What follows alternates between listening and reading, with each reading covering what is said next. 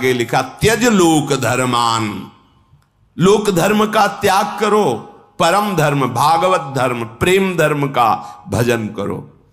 कैसे समझूं कि किसे भागवत धर्म कहते हैं, किसे प्रेम धर्म कहते हैं? बोले संतों की सेवा करो, सेवन करो भगवत प्रेमी महात्माओं का, तो पता चल जाएगा कि भागवत धर्म किसे कहते हैं, प्रेम धर्म किसे कहते हैं। धर्मम भजस्व सततम त्यज लोक धर्मान, सेवन सदा साधु पुरुषां, सदा भगवत प्रेमी महात्माओं का सेवन करो। अगर आप आगे की बात नहीं समझे तो संत संग करने पर भी लाभ नहीं मिलेगा। जहि काम तृष्णाम, कामना और तृष्णा का त्याग करके संत संग करो। अगर कामना रखोगे और तृष्णा, तो संत संग का लाभ आपको अनुभव में नहीं आएगा। कामना किसे कहते हैं? देखे हुए, सुने हुए, पढ़े हुए भोगों को भोगने की इच्छा का नाम कामना है, और भोगे हुए भोगों को पुनः भोगने की इच्छा का नाम तृष्णा है। इसलिए कह रहे साधु सेवन करो, पर जहि काम तृष्णाम, कामना और तृष्णा का त्याग कर भगवत प्रेमी संतों का सेवन करो। जब भगवत प्रेमी संतों का सेवन करोगे तो आप में सद्गुण जागृत होंगे। तो उसमें सावधानी ये रखना है, अन्यस्य दोष गुण चिंतनमासु मुक्त्वा, तुम्हें कहीं गुणाभिमान न हो जाए। संत संग कर रहे हो, भगवत आराधना कर रहे हो, तुम में सद्गुण व्याप्त होंगे, लोग सम्मान करेंगे, तो कहीं तुम दूसरों के दोषों का दर्शन और निंदा करना शुरू न कर देना। इसलिए सावधान रहना। लोक धर्म का त्याग करके भागवत धर्म का सेवन करो। भागवत धर्म का परिचय भगवत प्रेमी महात्माओं के संग से होता है। संग का रंग कामना और तृष्णा के त्याग से चढ़ता है, और उस रंग को संभाल सके इसलिए अन्यस्य दोष गुण चिंतन मास मुक्त्वा, दूसरे के गुण दोष का चिंतन त्याग कर दे। हमारे पास समय ही न बचे अपने भगवत चिंतन से। कभी नाम, कभी गुण, कभी लीला, कभी रूप, कभी धाम, कभी सेवा, हमारा सारा समय इसी अभ्यास में जाए। अन्यस्य दोष गुण चिंतन का तब हमें अवसर मिलता है जब हम प्राप्त दिनचर्या का प्रमाद के कारण त्याग करते हैं। अगर भगवत प्रदत्त गुरु प्रदत्त दिनचर्या का हम ईमानदारी से पालन करें तो हमारे पास समय ही नहीं है किसी के गुण दोष देखने का। इसलिए कह रहे अन्यस्य दोष गुण चिंतन मास मुक्त्वा, सेवा कथा रसमहो नितराम पिबत्वम, भगवान की लीला चरित्रों का गायन श्रवण और प्रभु के श्री अंग की सेवा। अपनी कुटिया में ठाकुर जी को विराजमान जो किए हैं वो साक्षात हैं, ऐसी भावना से उनकी सेवा में रत रहना।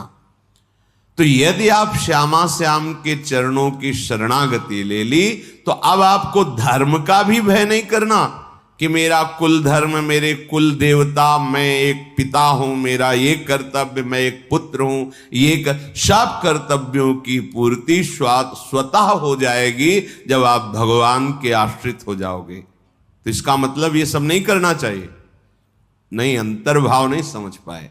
जब आप भगवान की शरण में होगे तो आपकी बुद्धि इतनी पवित्र होगी कि आप एक पिता का, एक पुत्र का, एक पति का या एक पत्नी का या अपना ऐसा महान आचरण सद्गुण प्रकाशित करेगा इस शरणागति कि सब आप पर प्रसन्न हो जाएंगे, सब आपको आशीर्वाद देंगे, ऐसे आचरण आपसे होने लगेंगे।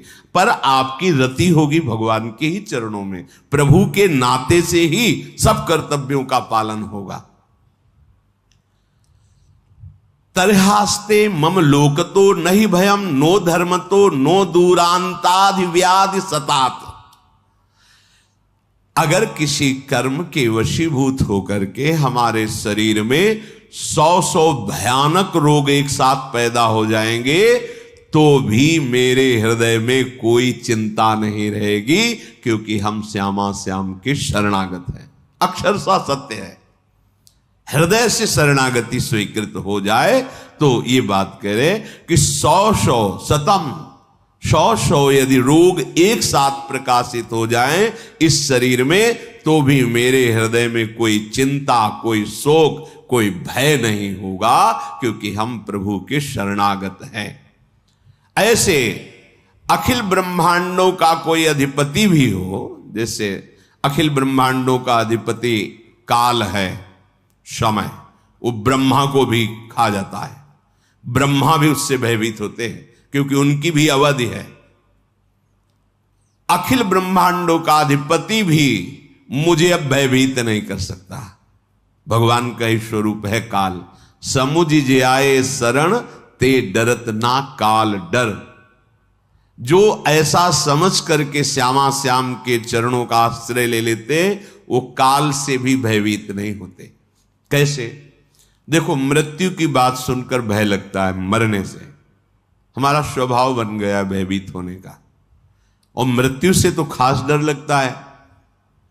सच्ची मानिए, जो भक्त जन होते हैं, जिनका हृदय प्रभु को समर्पित होता है, उनके मृत्यु का समय ऐसा होता है जैसे विशाल हाथी के गले से रायबेल की माला टूट के गिर जाए। रायबेल जो श्वेत, उसको पता ही नहीं चलेगा कब छूट गया। बस मृत्यु भयावह नहीं, भयावह तब होती है जब हम केवल शरीर में आसक्त हैं और यहां की सब सामग्री हमने मेहनत के द्वारा पैदा की, और जब छूटने का समय आता है तो सब छूटेगा। जिनसे हमने परिचय बनाया वो छूटेगा, जिसको हमने अपना माना वो छूटेगा। तो अब मिलेगा क्या? अब केवल भय ही भय है। कहां जाऊंगा, कौन मेरा है, क्या होगा, ये सब मेरे तो छूट रहे हैं, अब क्या होगा? अब भय है। अगर आपने श्यामा श्याम के चरणों का आश्रय लेकर सबकी सेवा की है, तो मूल में श्यामा श्याम है, तो शरीर छूटने की बात आने पर यह बात आएगी, श्यामा श्याम है ना, हमें जाना तो उन्हीं के पास है ना। आप देख लो, वास्तविक हृदय में जब शरणागति आएगी तो मृत्यु का भय भी जाने लगता है। मरने का मतलब है अपने प्रीतम के समीप नित्य निरंतर सानिध्य में रहना। कितना आनंद का विषय। हम जिसे प्यार करते हैं, अब उसे ध्यान में नहीं, अब वो प्रगट में मुझे उनके समीप रहने को मिलेगा, ऐसा भाव। मरने से सब जग डरा, मेरो मन आनंद, कब मरी हो कब भेटी हो, पूरन परमानंद। तो कह रहे हैं उसे सर्व ब्रह्मांड अधिपति काल से भी भय नहीं होता। जिए काल बस ना परे। वो जीता है श्यामा श्याम में, काल के अधीन होकर नहीं जीता, क्योंकि वो श्यामा श्याम का शरणागत। तो ये तो भाई उनकी बात हुई जो वृंदावन आश्रित होकर श्यामा श्याम की तन्मयता पूर्वक उपासना कर रहे, रोज सत्संग सुन रहे, रसिकों का संग। पर हम तो दूर से आए हैं, आज ही रुकेंगे फिर चले जाएंगे, और घर गृहस्थी में इतना भजन साधन तो बनता नहीं। वहां तो सुन लिया, पर आचरण और वायुमंडल का प्रभाव हमें ऐसी स्थिति में तो रहने नहीं देता कि 100 व्याधि हो जाए, मुझे कोई चिंता ना हो, मुझे किसी धर्म की परवाह नहीं, लोकांतर के अधिपतियों का कोई डर नहीं। ऐसा तो नहीं है ना। तो हमारे लिए क्या है? तो श्रीपाद कह रहे, यत् पुष्पम घ्रातवन्तः, धन्य है, सकृदपि पवनम वा स्पृशन्तः स्वरूपम, लोकम वा लोकयन्तः, कमपि नतिकृतः करहि चिद्यद्दिशेपि, यन्नामाप्येक बारं शुभमभिदधतः कीकटादौ च मृत्वा, प्राप्स्यन्ते वाञ्जसा तन्मुनिवर महितम धाम ये केचिदेव। आहा, ये धाम देगा आपको। क्या बोले? यत् पुष्पम घ्रातवन्तः सकृदपि, यदि वृंदावन में प्रकट हुए पुष्प को, जो वृंदावन की भूमि में प्रकट, बड़ी महिमा, तभी कहते हैं। अब ऐसा समय आ गया है कि लताओं का आदर नहीं है, बड़ा दुर्भाग्य प्रकट हो रहा है। करे तो क्या करे, माया ने ऐसी समस्या में फंसा दिया। अब वो 50,000 रुपया गज की 100 गज जगह खरीदी, अब 100 गज में उसमें वृक्ष रखे या अपना मकान बनाए, क्योंकि सब बड़ी मुश्किल से धन संग्रह करके वृंदावन वास के लिए उसने जगह खरीदी है। अब एक पीपल का वृक्ष, बरगद का वृक्ष, वो खुद अपना अधिकार जमा ले, अब क्या करें? ये दलीलें हमारी बुद्धि में जागृत होती है कि हम क्या करें, इतनी महंगी जगह ली, अब लता।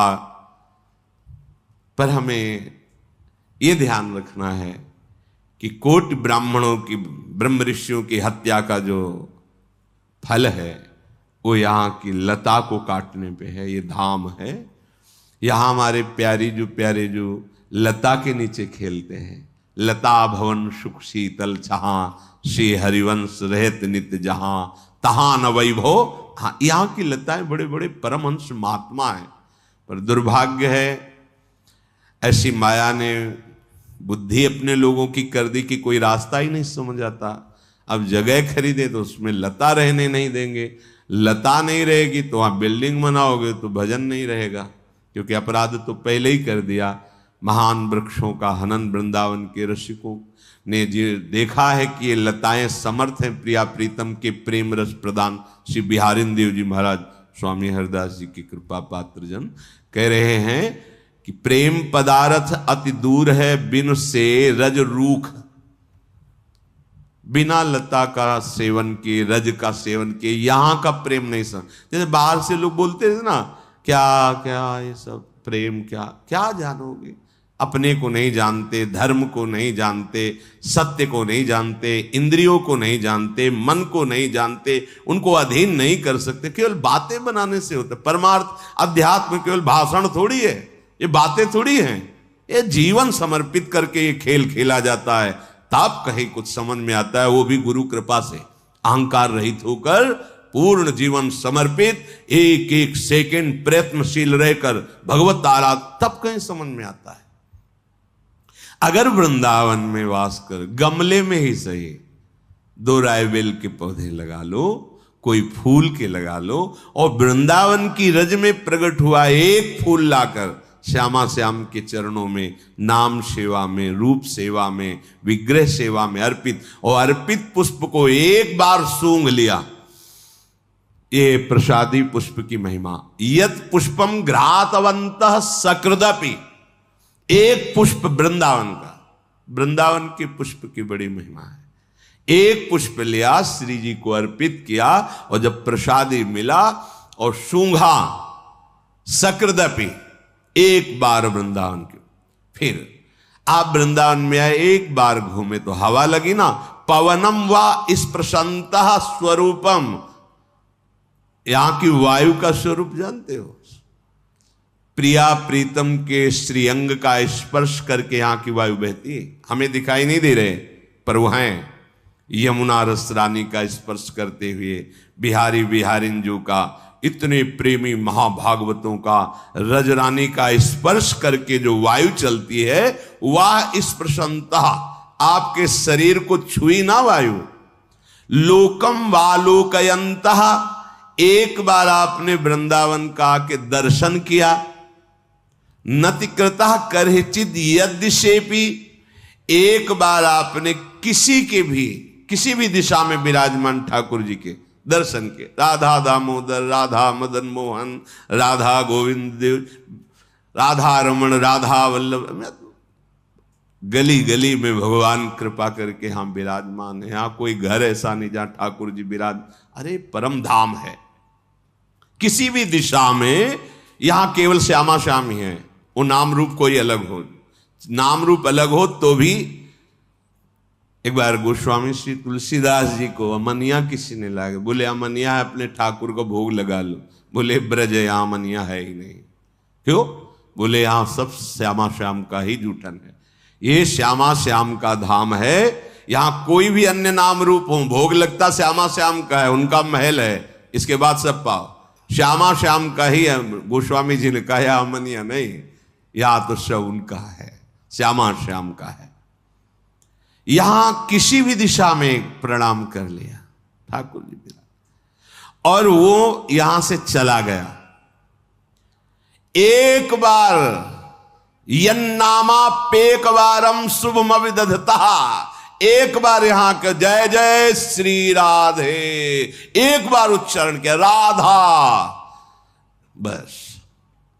या कह रहे कि संशय मत करना मेरी बात पर। अगर वो कहीं बाहर मरता है ऐसे प्रदेशों में जो अपवित्र हैं, तो भी उसको श्रीधाम की कृपा से श्रेष्ठ मुनिगण जिनकी वंदना करते हैं ऐसे पदवी को प्राप्त होगा। इसीलिए कहा है प्राप्स्यन्ति वांजसा तनु मुनि वर महितम धाम ये केचिदेव। ये धाम देगा उसको ऐसी महिमा में पद, शरीर कहीं भी शरीर छोड़े, कि मुनिजन वंदना करते हैं जिस पद की, उस पद को धाम प्रदान करेगा। इसलिए कह दिया कि तुम इसमें संशय मत करना, क्योंकि ऐसा संशय हो सकता है। एक बार वृंदावन की प्रकट हुई भूमि में पुष्प लेकर श्यामा श्याम के चरणों में समर्पित करके सूंघ लिया, एक बार वृंदावन का दर्शन कर लिया, एक बार किसी ठाकुर को मंदिर में जो विराज प्रणाम कर लिया, एक बार यहां की वायु लग गई, और एक बार यहां जय जय श्री राधा, जय जय श्री राधा, राधा राधा वल्लभ लाल की जय, जाओ। कहीं भी तुम्हारा शरीर छूटेगा तो श्रीधाम तुम्हें वो परम पद प्रदान करेगा जो मुनियों के द्वारा वंदनीय है। अब इससे बढ़िया और बात क्या हो सकती? दो बातें हो गई। यदि आप वृंदावन का आश्रय लेकर अनन्य भाव से श्यामा श्याम की शरणागति स्वीकार करके भजन करते हो, तो ना लोकपाल का भय, ना धर्म का भय, न काल का भय, न मृत्यु का भय, कोई भी भय तुम्हें भयभीत नहीं कर सकता, चाहे 100 असाध्य रोग एक साथ हो जाए। यदि आपसे ऐसा नहीं हो पाया, एक बार वृंदावन आए, दर्शन किया, एक फूल प्रसादी सूंघ लिया, आपके शरीर में वृंदावन की वायु लगी, आपने यहाँ के ठाकुर को प्रणाम किया, यहाँ के किसी जन की चरण वंदना कर ली और नाम उच्चारण किया, राधा राधा, ये महारानी जी का महल है, राधा राधा राधा, जाओ। अब कहीं भी तुम्हारा शरीर छूटेगा तो श्रीधाम जिम्मेवारी लेता है, वो तुम्हें ऐसा पद प्रदान करेगा वृंदावन। देख लो, इसमें स्पष्ट लिखा है तन मुनिवर महितम। मुनिवर जो बड़े बड़े तपस्वी जन जिस पद की आकांक्षा करते हैं, वंदना करते हैं, वो पद उस व्यक्ति को मिलेगा कहीं भी उसका शरीर छूटे। ऐसे श्रीधाम का जहां एक बार की ऐसी महिमा है, हम ऐसा घाटे में क्यों रहे? एक बार हम अगर बाहर रहते तो जब छुट्टी मिले बार बार आओ, खूब राधा राधा जपो, बात मान लो, मान लोगे तो फिर जान लोगे, और जान लोगे तो समझाना नहीं पड़ेगा, जानत तुम्हें हो जाएगी, खुद तुम्हें भगवदानंद की अनुभूति हो जाएगी।